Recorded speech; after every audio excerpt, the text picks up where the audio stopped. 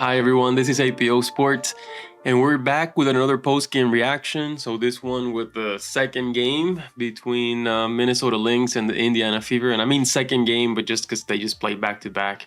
I think they've played already 3 or 4 times this season.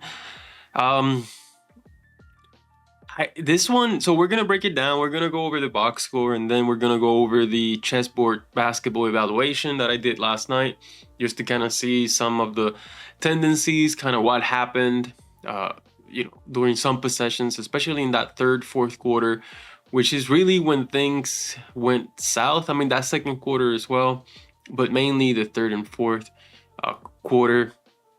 And not much to say other than the Fever just overpowered and overmatched by the Lynx. It's just the Lynx are at a such advanced state right now, I guess, as a team, that the Fever, of course, are not. And yes, we can 100% attest that to, the Fever having so many injuries and having to patch the team up with whatever's available on free agency off waivers.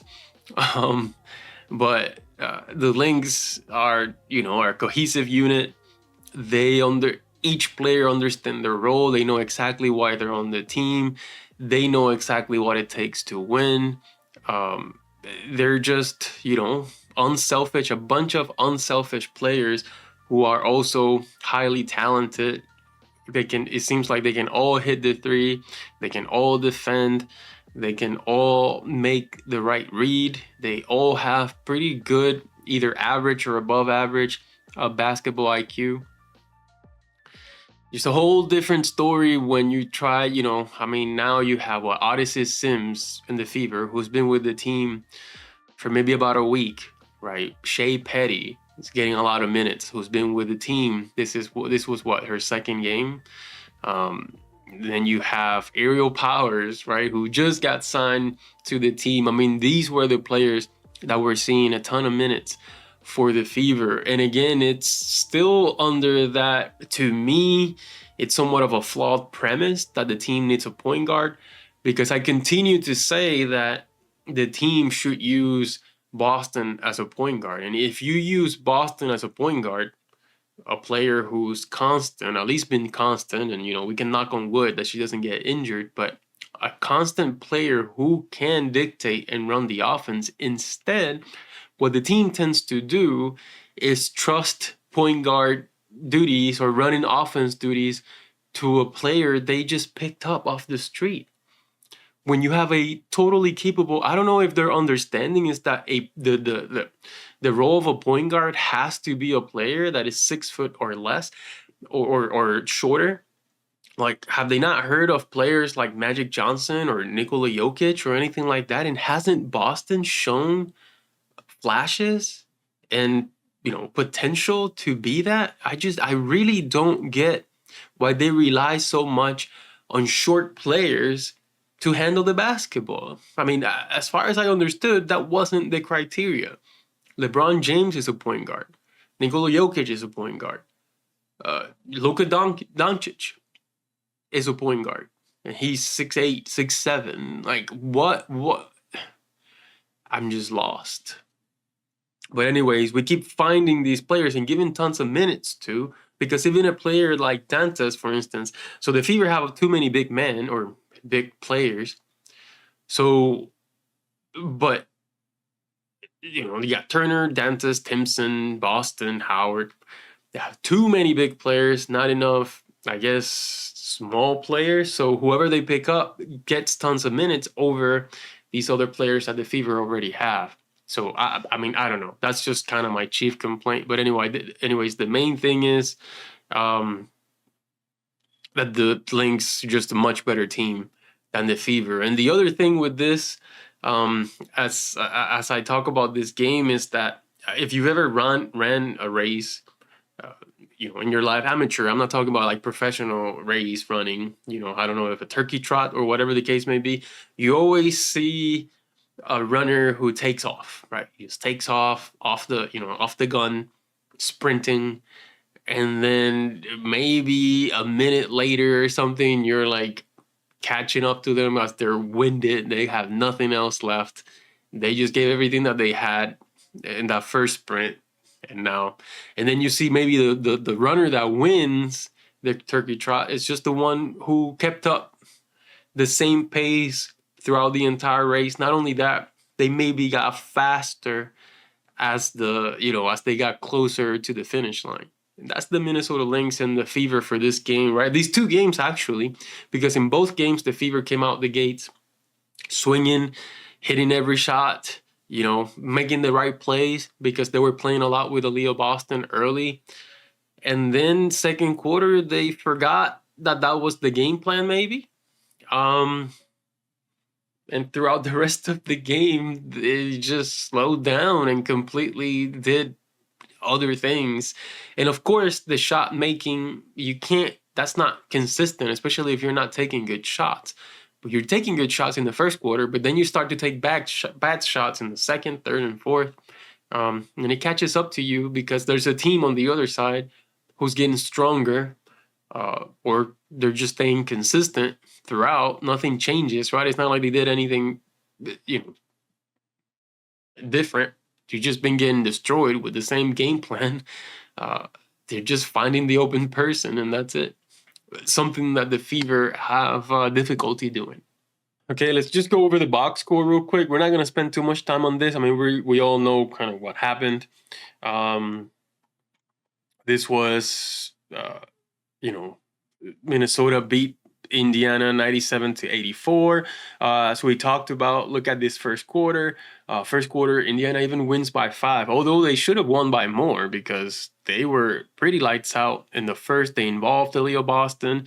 People were hitting threes. Sims was hitting threes. Mitchell hit 2 threes. Offense was rolling, but Minnesota was able to hang around. And you know what happens when that happens. And then after that, well, second quarter, Minnesota just separates. So 27-15 in that second quarter, and that was pretty much it. I mean, I think we all understood when halftime happened that game was pretty much over. And then they win the third quarter again by 4 points, and they win the fourth quarter by 2 points. So they just continue to increase their lead as the quarters went along, and that's the ball game. So just real quick for the Fever, 12 shot attempts by Boston, which matches Mitchell, which is great. Huge difference here, disparity in free throw attempts. And this is interesting too, because you would think that Boston, if she has 12 shot attempts and they're around the paint, that she would get more free throw attempts than Kelsey Mitchell. But that's not the case. I really don't know how she gets 11 free throw attempts, but she does. She tends to get to the paint. She gets hit pretty hard, and she also gets fouled shooting threes a lot. And of course, you have to because she's a high percentage 3-point shooter. So you have to contest her shot, otherwise, she's a 38%. Again, 38% 3-point shooter, which is super high. And then she shot that 90%. So, I mean, those 10 free throws, right, is the difference here between the 14 points by Boston and the 26 by Kelsey Mitchell. None of the starters really had good impact on the floor. I would argue that Boston always has good impact on the floor, but as far as everyone else, they're hit or miss. But yeah, good game by Boston, good game by Mitchell. Boston needs tons more involvement. So she had 14 points, 7 rebounds, 5 assists, 26 points, 1 rebound, 2 assists. Lexi Hall was off, right? 2 of 10 from the field. It's hard to win games for the Fever if Lexi shoots this way, especially now with the current roster on the floor.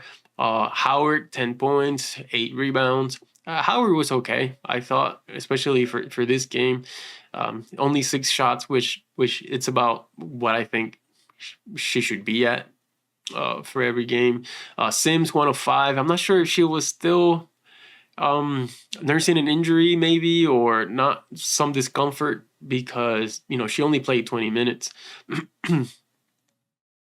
And to Shea Petty had a really good game, 16 points, 3 of 3 from 3. So she's, since arriving with the Fever, she's been hitting her shots for sure. And this one, I liked it because the last game she had 3 turnovers. This game she only had 1 turnover.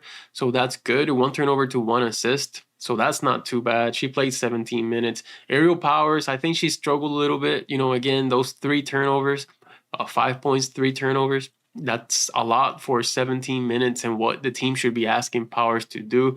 But again, they're just trusting, these 3 players too much, in my opinion, and them being new to the team, right? And that's just their insistence in that they need a point guard on the floor, where instead maybe you can get Turner or Dantas or Timpson in to play with, Howard. You can get Timpson, who's fast, and she could have maybe kept up with some of the Minnesota players. I'm not necessarily Alana Smith, but maybe Collier or something. And then advanced stats. So this one's kind of interesting, right? Because we have so Howard and Mitchell had a really good offensive rating in this game.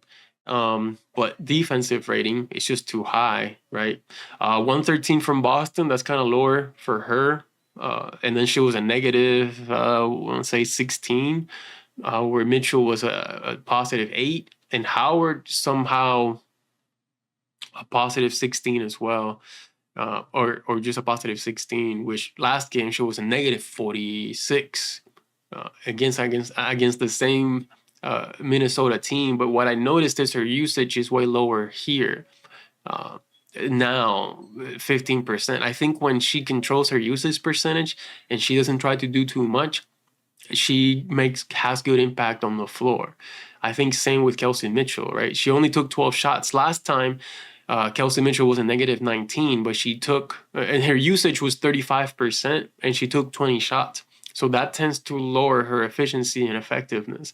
I think if she keeps it to about 12, 13 shots per game, good shots and good decisions, then typically the impact that she has here on the offensive and defensive rating tends to be a lot better. But usage percentage increased a little bit for Boston. But again, here's my complaint is that, okay, Mitchell 27%, I'm not mad at that.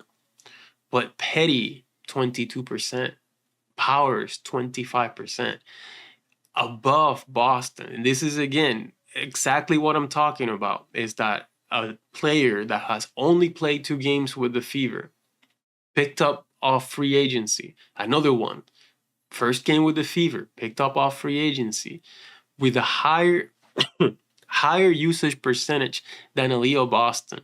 Something's wrong in that construct. And if that's the case, then you need to get these players out, in my opinion.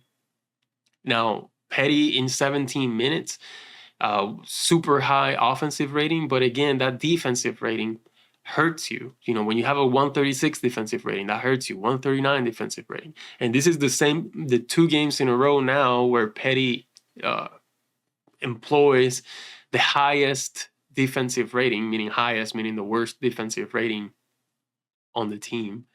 Thompson, you can't really, 200, 139 for 1 minute. Again, you can't really analyze that, but 17 minutes. Again, good offensive rating.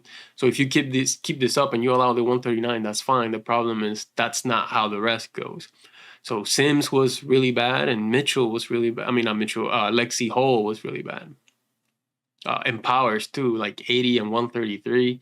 You're not getting much from Powers. You're not getting much from Turner, and you're never gonna get too much. Well, last game, Turner's offensive rating was high, even though she doesn't really contribute much on offense other than finding the open players. But if there's no open players to find, no assist or anything, then her numbers are going to suffer.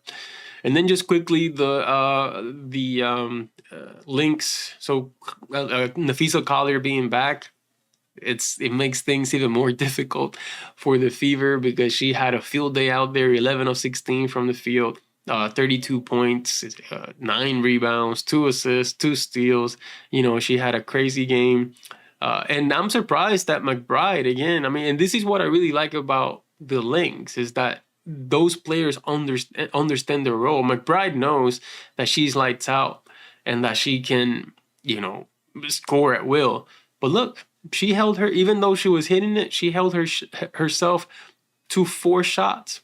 That's it. Everyone else is, 5 shots, 11 shots, 7 shots, 7 over here. Even Shepherd, right? Shepherd didn't even take a shot. And this is a player that had a triple-double the night before. 20 points, 11 rebounds, 10 assists. She even had the quickest triple-double in WNBA history.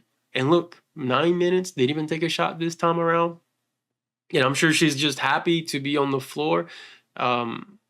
But that is the difference, Here, you're not going to see, look at McBride, usage percentage, 9%. You're not going to see players that shouldn't be higher than Napheesa Collier. You're just not going to see that for the usage percentage. So, I don't know. I think this is just the difference of a team that is well coached and also, used to playing with one another. This team has never, the entire season, has never been able to find their identity. So that's what we have from the box score, and that's the story of the game. So what we're going to do now is go to Chessboard Basketball and just go over last night's game real quick from the offensive possessions. So how I get to that, again, just to show, go to chessboardbasketball.com. And I go to the Chessboard Basketball Evaluations, the archives, and these are the 3 teams that I'm covering. Indiana Fever, regular season, and then the available one. So Minnesota Fever versus, Minnesota Fever. Indiana Fever versus Minnesota Lynx from yesterday, 24 August 2025. Let me bring this up. So here it is. Yep, this is from yesterday's game. So let's take a look. So the game, Fever won the first quarter, as we mentioned, 30-25. A lot of it is this Aliyah Boston involvement. So as you can see, Boston, all these green boxes here, it's just possessions that she was involved in, right? So this 6 means that she missed the shot. This 6 is that she missed the shot. So out of all the possessions that she was involved in, so 1, 2, 3, 4, 5, 6, 7, 8, 9, 7 of them were positive actions by Aliyah Boston, right? So a made 2, a made 2, a made 2, a made 2, and then an assist to Kelsey Mitchell for a shot that she took down low. And then setting up Lexi Hall for a 3, although she missed it, but the setup was there. And then setting up Kelsey Mitchell for a 3. All of these involvement. So 9, right? 7 out of 9 were good, good execution by the Fever. And I believe this is the reason why they were so successful. But then, and this is a combination of, Mitchell and Boston not being involved. So then you get to the second quarter and you start kind of off from the beginning, right? So you have a bad possession, and then is it Boston try to set up?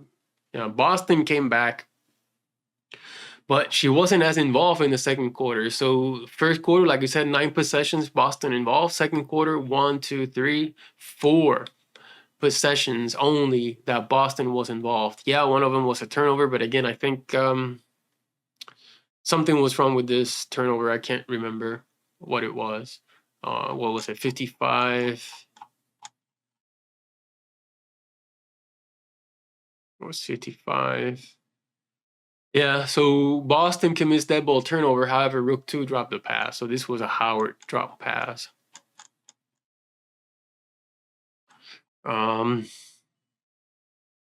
Okay, so yeah. So again, really 3, I don't even want to say that this was a possession by Boston. So only 3 possessions in the second quarter. And it wasn't just a lack of Aliyah Boston. It's also a lack of Kelsey Mitchell. Like 1, 2, 3, 4 possessions by Mitchell. Whereas in the first quarter, she was more involved. 1, 2, 3, 4, 5, 6, 7. 7 possessions Mitchell involved. First quarter, 9 by Boston. You're going to have good results there. but here was pretty much everybody else involved. Look at all this, and this is what this is. Powers, lots of powers going on, lots of petty going on, lots of sims going on. So this second quarter, it was just, they kind of went away from the things that they were doing in the first quarter. So then let's look at the third quarter. So in the third quarter, they start to go back to Aliyah Boston a little bit more. I mean, that's how the game starts, right? So Boston tries to set up Howard, who misses. And then Boston set up Mitchell, or Mitchell set up Boston for a score, right? They went to her for a little bit, but then not anymore. But still, 1, 2, 3, 4, 5, 6, 7 possessions by Boston in the quarter. That's okay. 1, 2, 3, 4, 5, 6, 7, 8 possessions by Kelsey Mitchell. So, and in that third quarter, they got a little bit better offensively, right?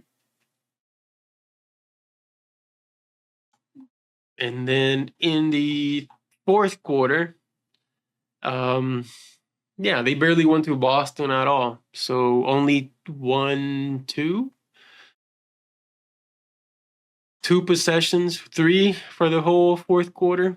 And then for Kelsey Mitchell, it was even less. It was 2 for Kelsey Mitchell in the entire fourth quarter. So lots of petty, lots of powers, lots of flexi. And again, I mean, I also understand, players may get tired, but a lot of it just seemed like, Boston's asking for the ball a lot. It's not going back. I did a video and I posted one on Twitter or X, where an example of the pick and roll with Aliyah Boston, where typically what happens is, Aliyah Boston starts with the ball at the top of the key, hands it off to the guard, and then the guard just completely goes away from the play and tries to create with a different player, with either Mitchell or with Howard or with someone else. Completely forget about Boston for the rest of the possession. But to me, Boston just has to continue to be the hub, the focal point on offense. So it's, when Boston's at the top of the key, hands off screen, go back to Boston in the middle, because typically defense tends to collapse. And then, people say, well, they double Boston. That's a good thing, because Boston can, she's really good at finding the open person. She's probably the only player on the Fever who reacts really well to being doubled and triple teamed, whereas the rest of the team tend not to know what to do when they get doubled, tripled. So, but I mean, it was a good game by Boston in that she was involved and she was trying to set people up. I mean, she really could have ended with about 10 assists, but people just, people miss. That's just what happens. Although Petty was hitting the 3, so I think Aliyah Boston set up Petty a lot for her 3s. Let's see. So this is a 3 by Petty, assisted by Boston. A 3 by Petty, assisted by Boston. Another 3 by Petty, assisted by Boston. So all 3 threes that Petty hit were assisted by Boston. And just a really good score. So here, this is a good score by Petty, 59 as a night. That's really high, because here we have 59 by Howard as a rook. So when you have a night, performing equal to a rook, that's really good. So Petty did good, but mostly because of her shot making, 6 of 7. You're going to have a really good impact.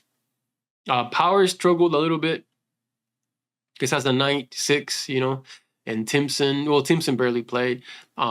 Sims 11 as a night, and played more than Petty, and Petty scored 59. So, I mean, that's going to be interesting how that continues to develop with this playing time, especially Powers, Petty, Sims, because the 3 of them are seeing tons of, time on the floor.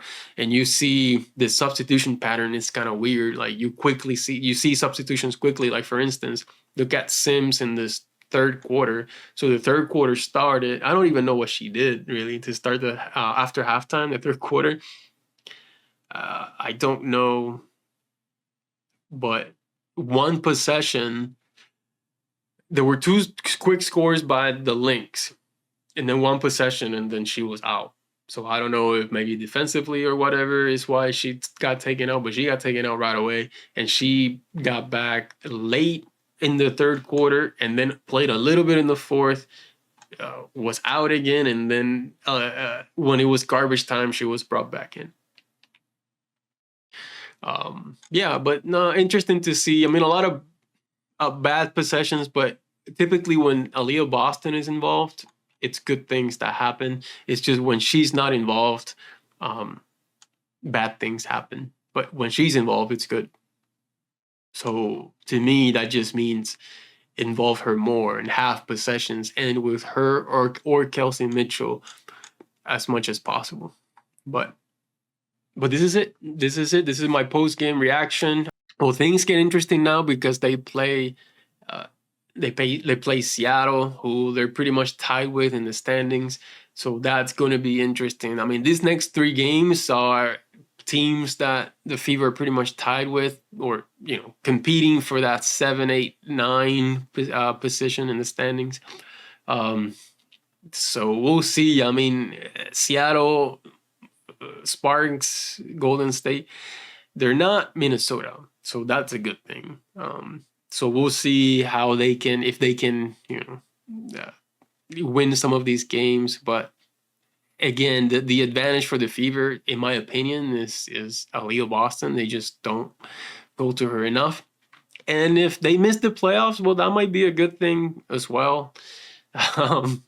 Just pick a little bit higher on the draft, maybe. I don't know who's available coming on the draft, but my expectations are not that high. I am hoping that Caitlin Clark comes back, but again, I think her coming back, we have to be careful not to put that crazy amount of expectations on Caitlin Clark, because she's going to come in cold, and we just don't know if she can have an impact immediately. So 2025 for the Indiana Fever, yeah, it was a season that started with tons of expectations, but reality struck, and the team is where it is. But I do feel like in the off season, the Fever are going to have to make some tough decisions to, like, who do they really want to be, and do they have the personnel necessary to win? Like, do they have winners on the court? I think Minnesota has tons of winners on the court. The Fever, I don't know. That's a debate for another day. But that's my post-game reaction. Thank you so much for watching, and I'll see you next time.